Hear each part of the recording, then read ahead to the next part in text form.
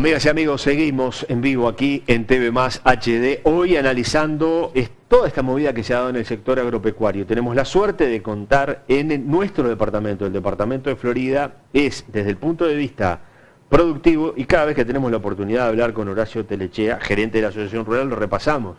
Sigue siendo Florida el que ocupa el primer puesto en cuanto a la producción, el que le aporta mayor cantidad de kilos de carne a la industria cárnica. ¿Sigue siendo así? Sí, tenemos que dejar de lado los feedlot, sí. Porque eso, lógicamente, la concentración que han hecho nos han sacado ese primer lugar. Pero lo que es a campo natural, a cielo abierto, como decir, sin concentrar, Florida sigue siendo el departamento que más carne le aporta a la faena nacional. Y tenemos un altísimo porcentaje, si no es el primero, es el segundo, en producción lechera. Sí, anda ahí a chitiza con San José. Sí, exacto. Entonces, la incidencia del sector agropecuario, desde el punto de vista de lo que son estos productos primarios, leche y carne, la lana anda peleando a nivel nacional como en todos lados. Nos falta quizá la parte de producción de huertas que pueda tener Canelones, pero en plantaciones, en semillas, en granos. En granos estamos bien, cerca de las 50.000 hectáreas, en granos de invierno y verano, y después tenemos Florida es el departamento que más praderas tiene, según los datos de ICOSE, en mejoramientos de campo. Y eso viene también, te da la sensación de las invernadas y de lo que son los tambos. Digo, la importancia que tienen. Digo, los tambos por más chicos que sean, están casi todos mejorados, están todos con pradera. Digo, entonces eso te da el dinamismo que tiene Florida, el sector agropecuario, que hoy está resentido. Bien, y a esa situación que se vive, vamos a tratar de circunscribirlo en esos aspectos que mencionaba. Que Aguerre en diciembre, aparentemente, digamos, tiró la toalla ya y dijo, hasta aquí llegué. Es un tema de economía. O en noviembre, cuando se le presentó la nota para ser recibidos por el presidente de la República, las gremiales agropecuarias. ¿Y por qué economía? ¿Qué es lo que se requiere del Ministerio de Economía? Un poco para que entienda, porque ustedes que están en el tema seguramente la tienen sumamente clara, pero la mayoría de la población que no está en el sector o directamente vinculado al sector, no entiende. Yo creo que ¿por qué decimos economía? Y hoy, ¿por qué estaba el ministro de Economía en la reunión con los rurales, con las agremiaciones rurales en Suárez y Reyes? Justamente porque Economía maneja las tarifas. Digo, porque UTE había dicho que las tarifas estaban en condiciones de bajarlas porque tenía un superávit importante y las aumentaron, porque había una necesidad de rentas generales de tener ese dinero que habían proyectado, porque Economía maneja el tipo de cambio. Digo, por ahí dice el dólar bajó en el mundo, pero en Uruguay existe unas letras de regulación monetaria en pesos, que son colocaciones cortas, donde se sacan todos los pesos del mercado a una tasa de interés un poco más alta, y por otro lado, como somos un sector o un país que recibe muchos dólares, inunda la plaza de dólares y eso hace bajar el precio. Por ejemplo, es lo que está pasando ahora. Por ejemplo, lo que está pasando ahora. Que al gobierno le viene muy bien porque con eso controla la inflación, se pueden traer muchos productos mucho más baratos de lo que se pueden producir acá en el país del exterior, digo, para mantener un estándar de comercialización a la baja. Digo, por eso que estamos inundados de los televisores de pantalla plana, de electrodomésticos, de todo lo que diariamente vemos por la calle, y eso favorecido por el tipo de cambio. Digo, Uruguay viene, desde que Mujica era ministro de Ganadería, decía que el dólar tenía que estar a 30 pesos y recién ahora está por llegar a 30 pesos. O sea que han pasado 7, 8 años que el dólar ha seguido en una constante baja. Eso es lo que le llama el atraso cambiario. Eso es el atraso cambiario. Es un reclamo casi recurrente del sector agropecuario. Yo recuerdo décadas, ahí sí también, claro, de planteos de este tipo. Por lo que te decía fuera de cámara, digo, nosotros exportamos dólares, porque todo lo que sea carne, lácteo, todo se va en dólares. Si el dólar baja, precisamos más dólares para poder cumplir con las obligaciones, tanto el presupuesto familiar como el presupuesto de de impuestos y de presupuesto para poder producir. O sea que el productor de carne precisa producir más carne porque los dólares que le dan le rinde menos. No sé si me explico. Sí, es claro. Si nosotros precisábamos para mantener la familia y un productor en una estancia y para poder funcionar precisábamos 100 novillos por año, bueno, capaz que ahora precisamos 140. Y eso es muy difícil. Eso por el tipo de cambio. Estamos hablando específicamente tipo de cambio. Tipo de cambio. ¿Y qué medida debería adoptar el gobierno? ¿Dejar que el dólar... ¿Es este el valor, para el sector agropecuario, el valor del dólar que se tiene actualmente, es el real? No, según algunos estudios que ha hecho la Asociación Rural del Uruguay, el dólar tendría que estar en el entorno de los 35 pesos, 36. Ese sería el valor que tendría que estar ahí, haciendo un balance en un conjunto de monedas, no solo tomando el dólar como referencia mundial, sino tomando el yen japonés, tomando el euro, el rublo.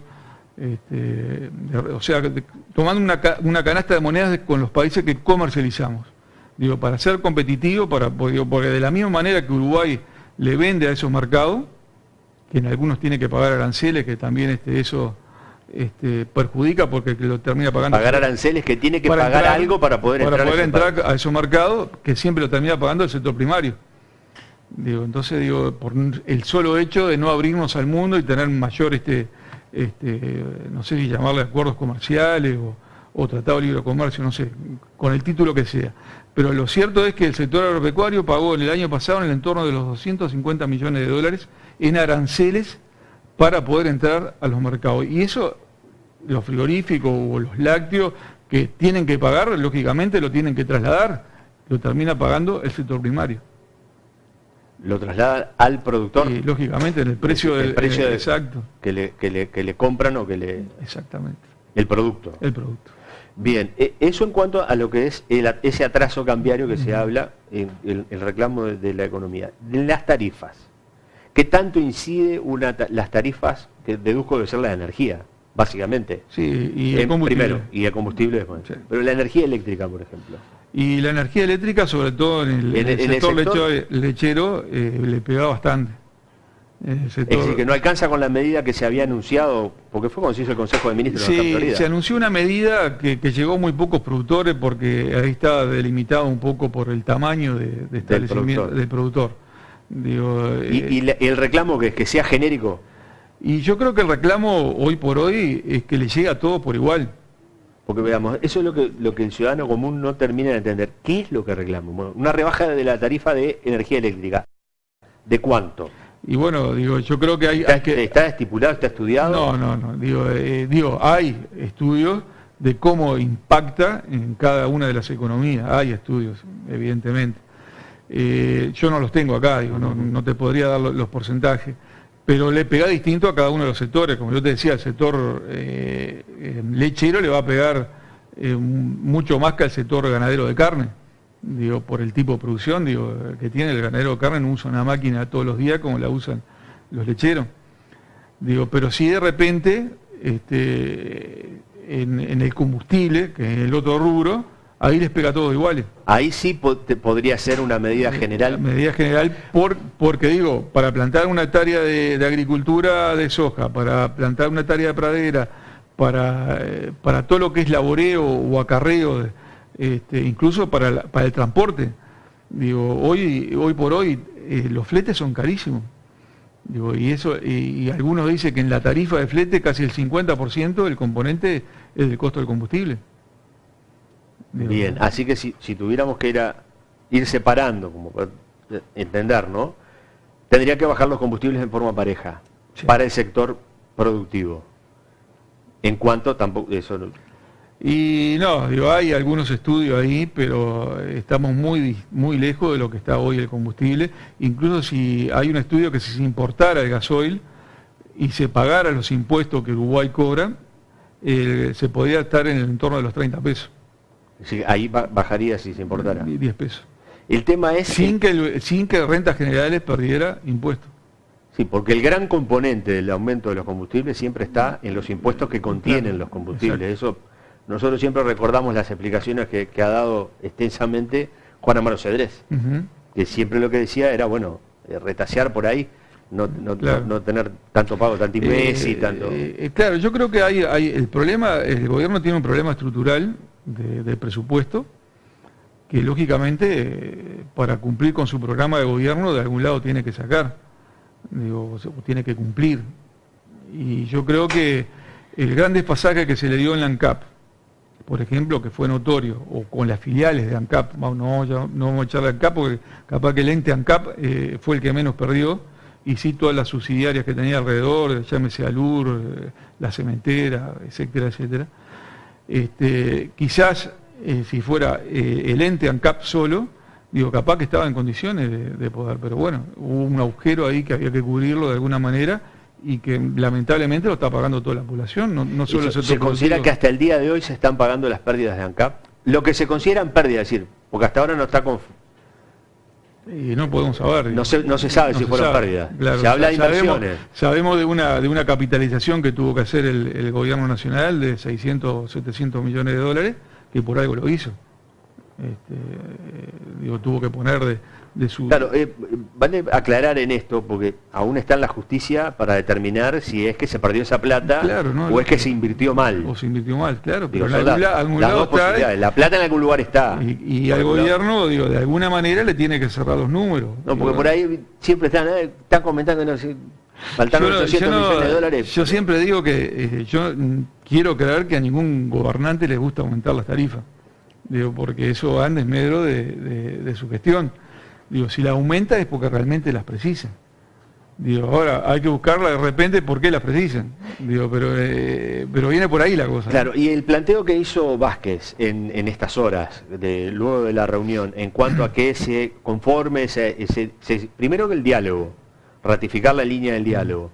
Segundo, habló de ir analizándose o de analizar sector por sector para ver qué medida se adopta. ¿Cómo lo analizan ustedes en primera instancia? Yo creo que está bien, un poco por lo que te decía, hay sectores que son más sensibles a algunos rubros que a otros. No es lo mismo, como te decía, el sector lechero que el ganadero de carne, que un hortifruticultor o con un avícola. Todos tienen sus necesidades, son distintas. Entonces, o el arrocero. El arrocero tiene unos costos fijos tremendos de energía eléctrica para poder mantener la represa, aun cuando no la están usando. Entonces yo creo que está bien que se hagan grupos de trabajo, quizás se tenían que haber hecho mucho antes que ahora, y no haber esperado que se llegara a esta situación que se está llegando, ¿no? Cuando se habla de sectores comprometidos, ¿qué significa que está comprometido?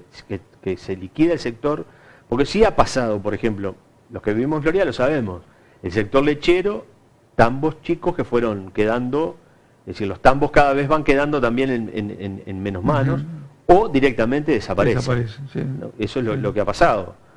Algunos por un lado, otro por otro. Porque se habla de comprometer. El hecho de que esté comprometido es que efectivamente alguna de los sectores de la cadena productiva puedan quebrarse. Yo creo que puedan dejar de ser lo que son hoy. Sí. A eso me refiero. Sí. Puede ser. Se puede dar. ¿Se puede dar? Se puede dar, en algún sector se puede dar. Por ejemplo, en el lácteo. En el lácteo. Es el más comprometido en este momento. Yo creo que es el más comprometido. Tanto por estas situaciones internas como externas. Yo creo que tanto lo interno sí, lógicamente que les pega directo, pero también externamente, se les pega. Hoy por hoy, la industria le está faltando leche, o sea que si te dicen que le está faltando leche, porque mercado tienen, ¿verdad? Quizá los valores no sean los que se pagaban antes como para que pudieran subsistir. Entonces por eso le pegan al productor chico y al mediano, le pega mucho más que de repente a un productor un poquito más grande que puede diluir ciertos costos fijos en el tamaño de su establecimiento. Pero como te decía, Uruguay es dependiente de lo que pasa en el exterior en cuanto a precio, de carne, de soja, de leche, de lana, de lo que sea. Entonces es muy difícil porque eso no lo podemos modificar ni nosotros ni el gobierno. Hay un precio internacional que cuando baja nos pega directamente internamente. Entonces nos quedamos con un precio internacional deprimido y con unos costos operativos muy altos. Digo que de repente en otros países como Nueva Zelanda tienen medidas anticíclicas, que es algo muy bueno que hizo Conaprole. Conaprole tenía un fondo creado por los mismos productores que le permitió en los momentos más difíciles mantener el precio de la leche. Eso es muy bueno. Como quizás el Uruguay tendría que tener para estos momentos donde hay este tipo de crisis un fondo para que si tenemos que subvencionar la energía eléctrica, si tenemos que subvencionar el combustible, que ese fondo que de repente puede salir de los mismos productores esté disponible ahí y no pasar por lo que estamos pasando ahora. Claro, pero también se habla de un fuerte endeudamiento de los productores. Claro. Digo, pero claro, porque para poder mantener este nivel de producción, porque tú cuando empezás a producir... Pero eso es otro de los reclamos, un apoyo para poder llevar claro, el fuerte endeudamiento que tiene el sector. Y el sector se fue endeudando para poder mantener los niveles de producción y para poder, porque si no, digo, capaz que lo más lógico y sensato, yo cierro. Porque... Si en una empresa común y corriente los números no dan, se baja la cortina. Se baja la cortina y me voy. El productor no tiene dónde ir. Digo, ¿qué haces con el campo que tenés? Lo vendés y te vas. Digo, a la ciudad, ¿qué haces? Digo, es muy difícil. Es un tema muy difícil, no es fácil. Bien, y cuando se pidió el año pasado la entrevista con el presidente de la República, que la marcaban para febrero, que al final se dio ahora en enero, algunos lo atribuyen a toda esta serie de movilizaciones, a la renuncia del propio Aguerre, ¿había un documento elaborado? ¿Y qué vigencia tiene hoy ese documento? ¿O modificó en algo la decisión del gobierno de ajustar las tarifas, en algunos casos de acuerdo a la inflación y en otros casos... Sí, puede ser que haya que corregirlo. Yo en realidad no sé qué fue lo que le presentaron hoy al presidente, porque ese documento lógicamente lo tendrían que haber ajustado a la nueva realidad de hoy. Sí, yo estaba tratando, no me acuerdo quién fue, si fue de la Federación o de la Asociación Rural del Uruguay que se habló hoy, de que los había tomado un poco por sorpresa la convocatoria del presidente, que no tenían un documento afinado como para presentarle. ¿La Federación fue? Sí, no, puede haber sido sí, cualquiera de los dos, digo, porque estaban en contacto y es posible que sea así, que no haya habido un documento como para entregarle. Yo creo que una de las causas también por las que la Federación no haya asistido era porque tampoco tenía para nada, ni una base como para poder discutir. Es posible que así como a todos nos sorprendió toda esta movida, a las propias gremiales agropecuarias les sorprendió la celeridad con la cual se dieron en esta serie de movilizaciones. Sí. Dio la sensación, visto desde afuera, que todas las movilizaciones escaparon a lo que puedan ser las directivas de las gremiales. Sí. ¿Escapó? Sí, sí. ¿Se le fue de las manos? Es decir, ¿no la vieron? No, yo creo que sí, digo, que la vieron. Yo creo que el detonante fue la no entrevista que le habían pedido al presidente en diciembre. Yo creo que el malestar arranca ahí. Porque si tú más o menos te fijás, desde el 15 de diciembre para acá fue donde empezó a moverse esta movida por las redes sociales y llegó a lo que es hoy, que está todo el país involucrado. Digo, porque en todo el país han habido movimientos como el que vimos hoy en Florida, en distintas zonas. Y el tema es un tema complicado, ¿no? Porque uno ve los temas internos, tratando de pasar en limpio, como yo me pongo el que está mirando el programa del otro lado.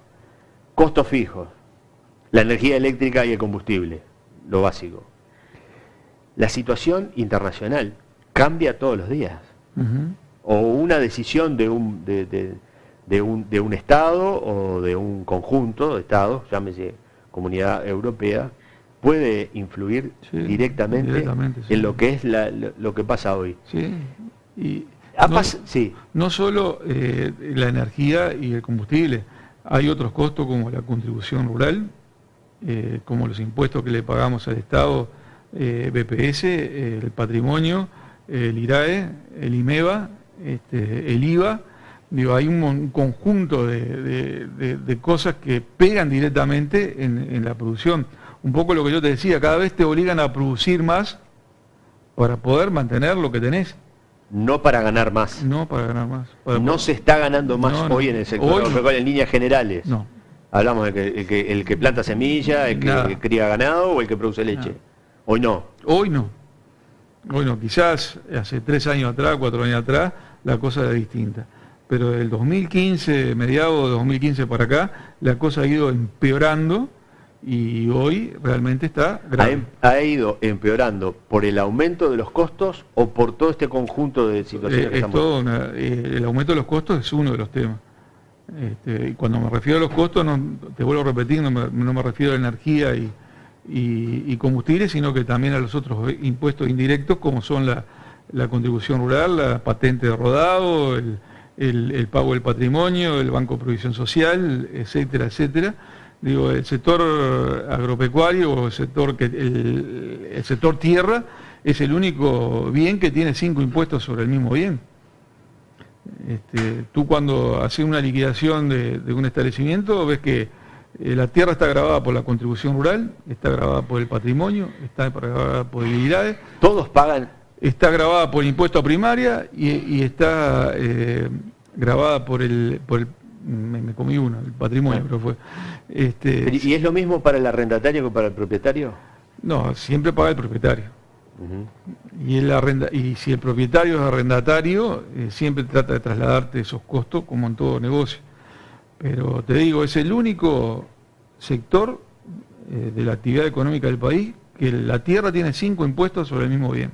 ¿Y ahí también habría que trabajar? Sí, lógicamente. En bajar esos precios. Sí. ¿Y qué pasa si mañana la situación internacional es al revés? Paciencia, mejor.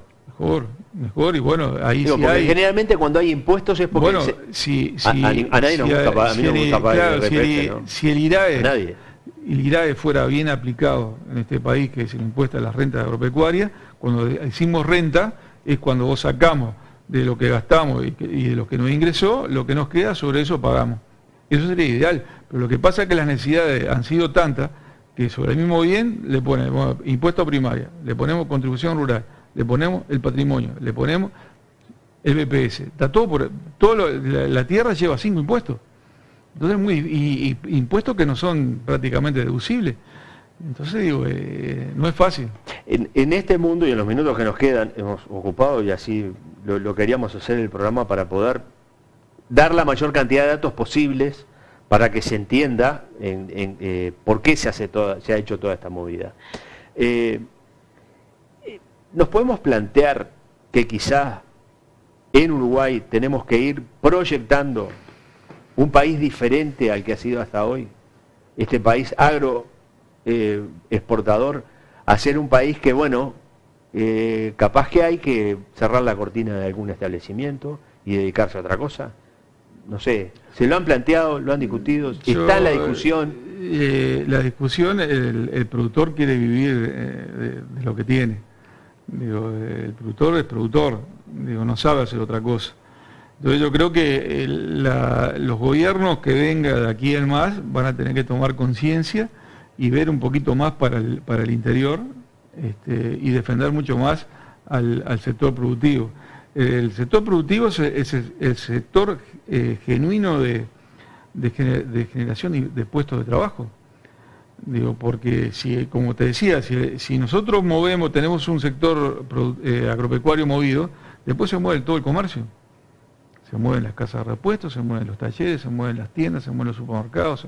Claro, yo creo que... ¿Qué garantía hay que de aquí al corto plazo, ni siquiera al mediano plazo, a nivel internacional, este tipo de producción que se hace en Uruguay, la carne, la leche, la semilla, siga siendo requerida o siga teniendo o tenga un buen precio? Yo creo que requeridas van a ser siendo requeridas. Siempre. Los precios los marcan los mercados. Digo, hoy por hoy nosotros tenemos productores en la planta de Silo que estamos asesorando con una consultora y prácticamente todos los días se están viendo las planillas en Chicago, a ver qué variación tiene la soja, futuro. Estamos viendo soja con el precio a julio. Digo, y ahí para tomar una decisión, vender, no vender. Digo, es muy complejo, el sector agropecuario es muy complejo y muy dinámico. Es decir que sí hay que seguir apostando a la carne. Yo me acuerdo de Jorge Valle cuando habló que la vaca gana, fue que dijo, ¿no? La leche gana. ahora ha sido la carne por sobre el lácteo. ¿Hay que seguir apostando a la carne o a la leche o a la lana? Hay que seguir aportando a todo lo que es el campo. Digo, hay que seguir porque nosotros tenemos, como país chico, tenemos una diferencia. Tenemos muy buena leche, tenemos muy buena carne, tenemos muy buena lana, tenemos muy buena soja. Digo, somos un país verde, digo, que no está contaminado como otros países. Digo, entonces tenemos un diferencial y yo creo que hay que trabajar, pero tenemos que trabajar de mano con el Estado. Digo, no podemos trabajar de espalda del Estado. Uruguay no tiene grandes, vamos a decir, fábricas que puedan absorber mano de obra, pero sí tiene mucho campo. Tiene mucho campo que si nosotros miramos más de Montevideo para el interior y que apostáramos más a lo que el país tiene, el país estaría mucho mejor. Uh-huh. ¿Hay demasiado ruido político partidario en toda esta discusión? Y siempre hay. Y más ahora que se está... Ahora... Y siempre estamos en una campaña electoral desde que terminaron las elecciones, eso se sabe. Sí. Y ahora se va a poner más todavía. Ahora va a ser, ¿y esto no es un elemento que puede llegar a distorsionar este tipo de esta situación? ¿O cree que la movida, en definitiva, que hizo el presidente de la República de recibirlos ahora, y no en febrero, puede llevar a que se arribe a algún tipo de acuerdo de consenso? No, yo creo que el sector está dando un mensaje a todos los sectores políticos, no solo al sector político del gobierno. Yo creo que le está hablando a todos los sectores políticos. Estos movimientos, como se ha dicho por ahí, son apolíticos. Digo, siempre se trata de politizar porque de repente lo que le viene bien a uno le viene mal al otro, lo que le viene mal al otro le viene bien al otro. Entonces, si uno ve los comentarios de algunos actores políticos de oposición y lo agarra para un lado o para el otro, duda de que realmente se pueda llegar a algún tipo de acuerdo. Pero yo creo que el sector productivo agropecuario viene sufriendo mucho desde hace mucho tiempo. Digo, no es solo de ahora. Y yo creo que las pilas se las tienen que poner todos. Digo, y cuando digo todo, digo no solo el gobierno, sino los legisladores, las intendencias, la Junta, digo, porque me parece que somos todos uruguayos, digo, y yo creo que todos queremos el bien para todos. Ojalá algún día se pudieran sentar todos en una mesa y discutir esto de repente con lo que estamos hablando contigo. Sí, sería lo más lógico. Sería lo más lógico. Lo más deseable. Un país chiquito de 3,5 millones de habitantes, digo, que no nos podamos poner de acuerdo, no suena lógico. No, por eso es que lo del principio, ¿no? Cuando se hablaba de los terratenientes, o al revés, los comunistas que están en el gobierno, es decir, todo eso que uno ve a través de las redes sociales, digo, esas cuestiones tal vez no sirven para distorsiona, pero afecta. Sí, afecta porque vos tildás a la gente o para un lado o para el otro de algo. Digo, yo creo que acá me parece que hay que juntarnos y sentarnos y discutir y ¿cómo sacamos esto? Porque digo, somos un país muy chiquito. Digo, yo creo que se podría arreglar muy bien esto, pero conversando, dialogando, no imponiendo, sino demostrando. Digo, bueno, esto es así porque esto tiene que ser así, por esto y por esto. Yo lo veo demasiado fácil. De repente los compromisos que tienen o los gobiernos departamentales o los gobiernos nacionales o el Parlamento son distintos a las realidades que tienen los productores agropecuarios. Bien, Horacio Telechea, gracias por tu tiempo, por esta jornada tan especial, tan larga que ha sido, y por poder ilustrarnos de cuál es esta realidad y por qué esta situación a los citadinos, por lo menos nos agarró por sorpresa, movilizó el verano, sí. Es decir, más allá de la temporada que está siendo exitosa de turismo, por suerte, sí. Tomó por sorpresa este tipo de situaciones y de acciones. Claro. Esperemos que se llegue a una solución que satisfaga a todos. Es Esperemos decir, que sea así. Que el que no está en el campo pueda recibir los servicios que tiene que recibir y quien está en el tema de la producción lo pueda hacer, para poder vivir mejor de lo que vive. Porque de eso creo que se trata. Y eso se trata. Gracias nuevamente. Gracias a ti. Amigas y amigos, se nos terminó el tiempo. Gracias Renson como siempre por estar. Renson que está con actividades muy particulares también en esta temporada, porque el Club Ciclista San Antonio está recorriendo distintos puntos del país. ¿Dónde toca la próxima, Renson? ¿En Durazno la próxima semana? Bueno, allí estarán entonces los colores del San Antonio y la gente de Florida siguiendo atentamente qué sucede con el ciclismo. Amigas y amigos, como siempre les decimos, disfruten de la vida, vale la pena. Nos reencontramos en cualquier momento. Que pasen bien.